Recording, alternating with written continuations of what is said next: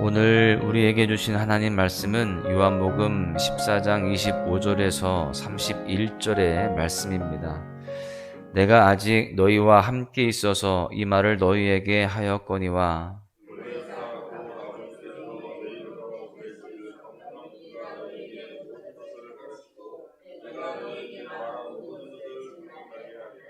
평안을 너희에게 끼치노니 곧 나의 평안을 너희에게 주노라.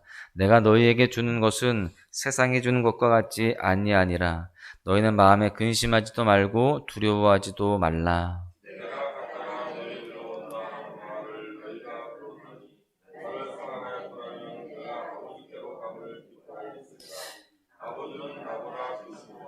이제 일이 일어나기 전에 너희에게 말한 것은 일이 일어날 때에 너희로 믿게 하려 함이라.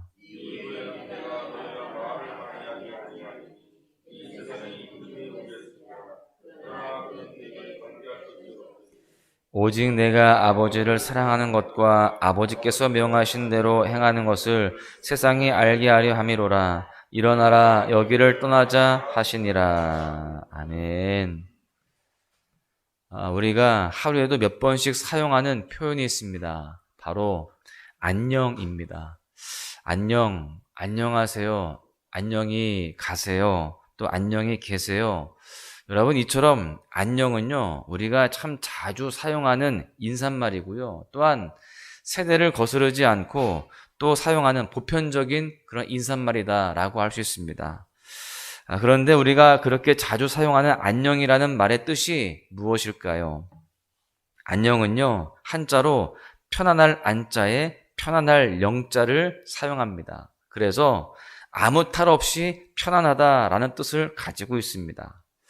우리에게 익숙한 안녕이라는 인사는요, 인사를 나누는 상대방이 별 탈 없이 편안하게 지내는 그러한 삶이 되기를 바라는 마음이 담긴 인사라고 할 수 있습니다. 그런데요, 유대인들에게도 이와 비슷한 인사가 있습니다. 바로 샬롬이라고 하는 인사죠.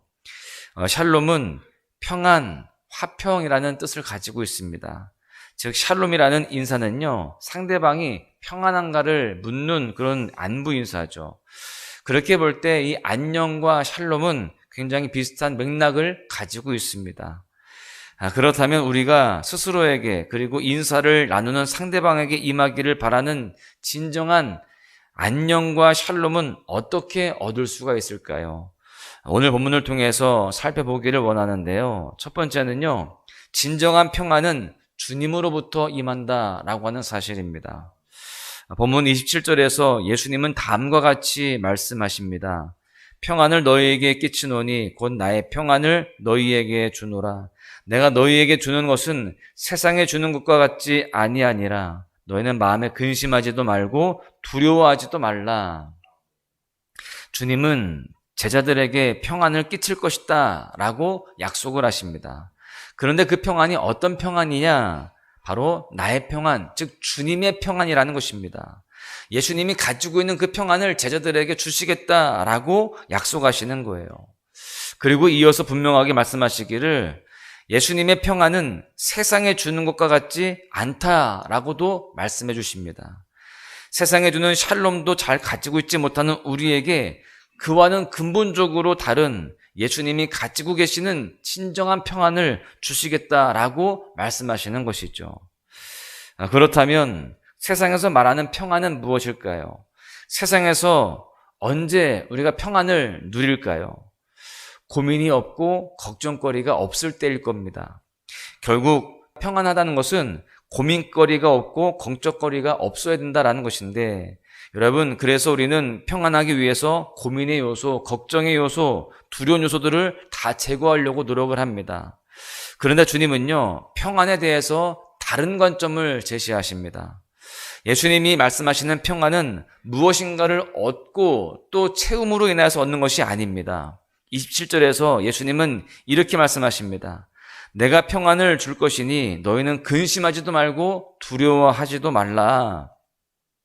여러분, 주님이 주시는 평안은요, 상대적인 것이 아니라 절대적인 것입니다. 스스로 계신 분, 완전하신 분, 영광이신 예수님께서 가지고 계신 평안은요, 절대적인 평안이에요. 무엇을 얻었다고 해서, 더 채웠다고 해서 상대적으로 그렇게 평안해지는 것, 그런 평안이 아니라는 것입니다. 여러분, 그래서 주님이 주시는 평안은요, 근심을 이기고 다 두려움을 이길 수 있다라고 말씀하십니다. 평안을 위해서, 또 평안을 누리기 위해서 무엇인가를 더 쌓을 필요가 없습니다. 그저 주님만을 찾고 또 주님을 바라보고 주님을 사랑하면, 그렇게 순종하면 우리는 평안을 누릴 수 있는 것입니다. 여러분, 그렇습니다.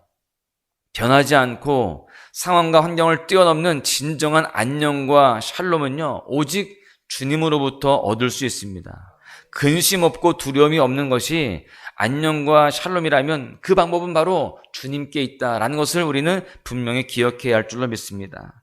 그래서 우리는 다른 곳에서 우리의 안녕과 샬롬을 찾으려고 하지 않고요, 주님 안에서 진정한 안녕과 샬롬을 찾을 수 있기를 간절히 소망합니다. 두 번째는요, 주님이 주신 평안은 상황과 환경을 이긴다라고 하는 사실입니다. 주님께로부터 임하는 진정한 평안은요, 모든 상황과 환경을 다 이긴다는 것인데요. 여러분, 우리는 평안에 대해서 바르게 이해할 필요가 있습니다. 진정한 평안은요, 오직 주님께로부터만 임한다라는 말씀을 드렸죠. 그 평안은요, 주님 안에 있는 절대적인 평안이기 때문에 주님 외에는 다른 것이 필요하지 않습니다. 이 사실이 굉장히 중요해요. 세상의 평안은 늘 상대적입니다. 아까도 말씀드린 바와 같이 세상이 말하고 또 바라는 평안은 별다른 문제 상황이 없고 걱정거리가 없어야 가능합니다. 내가 원하는 것, 바라는 것이 채워져 있어야만 가능합니다. 그러기 위해서 사람들은 많은 물질, 권력, 안정된 또 정치 관계가 있을 때 평안을 얻을 수 있다라고 생각을 해서 그것들을 채우기 위해서 정말 더 많이 노력하고 또 힘씁니다. 여러분, 그래서인지 우리는 늘 평안을 위해서 다른 것들을 더 채워야 된다라는 그런 강박이 있습니다. 더 채워야 된다. 남들보다 더 많이 가져야 된다. 그래서 더 어떤 것들을 구하고 또 채우려고 힘쓰는 것입니다. 그러나 주님이 주시는 평안은요, 다른 무엇인가로 보충하고 채워야 하는 그런 종류의 평안이 아니라는 것입니다. 30절을 보십시오.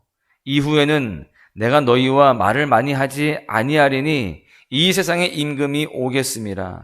그러나 그는 내게 관계할 것이 없으니. 여러분, 여기서 말하는 세상의 임금을요, 보통 세상의 권세를 잡고 있는 사탄으로 해석을 합니다. 그런데 이 세상의 임금 사탄이 예수님에게 어떤 영향을 줄 수 있을까요? 없다는 것입니다. 지금 우리가 보고 있는 개역개정 성경에서는요, 내게 관계할 것이 없으니 이렇게 번역되어 있는데, 새 번역이나 우리말 성경에는요, 이렇게 되어 있어요. 나를 어떻게 할 아무 권한이 없다, 이렇게 번역합니다. 세상의 권세를 잡고 있는 사탄은요, 감히 예수님을 어떻게 할 권한, 능력이 없습니다. 바꿔 말하면 주님이 주시는 평안은요, 본질적으로 사탄이 어떻게 할 수가 없다는 거예요. 주님이 주시는 평안은 온 세상의 왕이시며 십자가를 통하여서 사망 권세를 이기신 주님의 평안입니다. 그렇기에 예수님의 평안은요, 모든 상황과 환경을 얼마든지 뛰어넘을 수 있는 겁니다. 사탄도 손댈 수 없습니다. 넘볼 수 없습니다. 모든 것의 주권자이시며 주인 되시는 분이 주시는 평안이기 때문에 그 평안은요, 절대적인 평안이 되는 겁니다. 상황이 어떠하든지 조건이 어떠하든지 그 평안은요, 우리에게 정말 참된 평안이 되어지고요, 우리에게 승리를 약속하는 평안이 되는 줄로 믿습니다.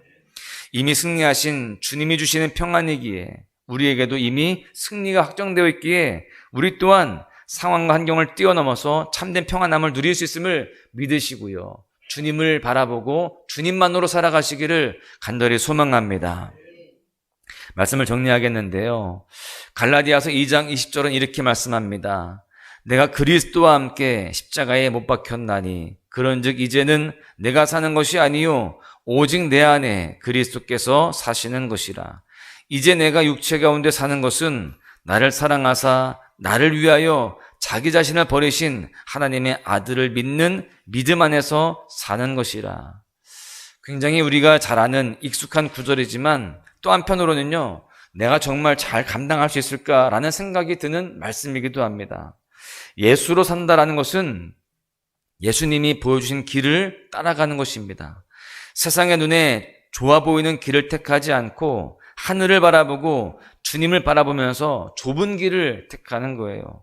그래서 예수로 사는 삶이라는 이 표현은요, 때때로 우리에게 굉장히 무겁게 느껴지기도 합니다. 그러나 우리는 분명히 기억해야 됩니다. 주님께서는요, 내가 아닌 예수로 사는 삶을 우리가 홀로 감당하도록 하지 않으셨다라는 사실입니다. 성령 하나님께서 우리와 영원토록 함께 하십니다.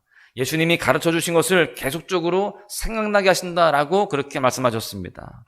또한 예수로 사는 삶에는요, 예수님의 평안이 함께 할 것입니다. 성령께서 우리에게 임하여 주셔서 우리에게 주님의 말씀을 생각나게 해주시고 또한 주님이 허락하시는 평안을 누릴 수 있도록 우리의 삶을 이끌어 가신다는 것을 분명히 알아야 됩니다. 모든 상황과 환경을 뛰어넘어서 두려워하지 않고 근심하지 않을 수 있도록 우리를 그렇게 이끄신다는 사실을 분명히 우리는 알아야 되는 것이죠. 우리가 오직 주님의 도움을 구하고 주님을 찾을 때에 주님께서 세상의 모든 상황과 환경을 뛰어넘는 참된 평안을 주실 줄로 믿습니다. 그렇기에 우리는요, 어떤 상황에서도 주님으로 인하여서 만족할 수 있고 근심하지 않고 복음으로 하늘의 시민권자로 담대히 이 세상을 이기며 살아갈 수 있을 줄로 믿습니다. 사랑하는 소망가족 여러분, 우리가 평안을 위한 여건을 구하는 것을 넘어서서 상황과 환경을 뛰어넘는 평안과 믿음을 구할 수 있기를 소망합니다. 그리고 세상에 줄 수 없는 평안을 누리며 우리의 삶이 내가 죽고 예수로 사는 삶을 살아가는 복된 믿음의 여정이 될 수 있기를 소망합니다. 오늘 하루도요, 그러한 믿음의 여정 가운데에 세상의 것과는 다른 진정한 평안을 맛보는 복된 날 되시기를 주님의 이름으로 간절히 축원합니다. 이 세상을 살아가는 동안에 나의 힘을 의지할 수 없으니 기도하고 낙심하지 말 것은 주께서 참 소망이 되심이라. 하나님의 꿈이 나의 비전이 되고 예수님의 성품이 나의 인격이 되고 성령님의 권능이 나의 능력이 되길 원하고 바라고 기도합니다. 주의 길을 걸어가는 동안에 세상에 거두지할 수 없으니 감사하고 낙심하지 말 것은 주께서 참 기쁨이 되심이라. 하나님의 꿈이 나의 비전이 되고 예수님의 성품이 나의 인격이 되고 성령님의 권능이 나의 능력이 되길 원하고 바라고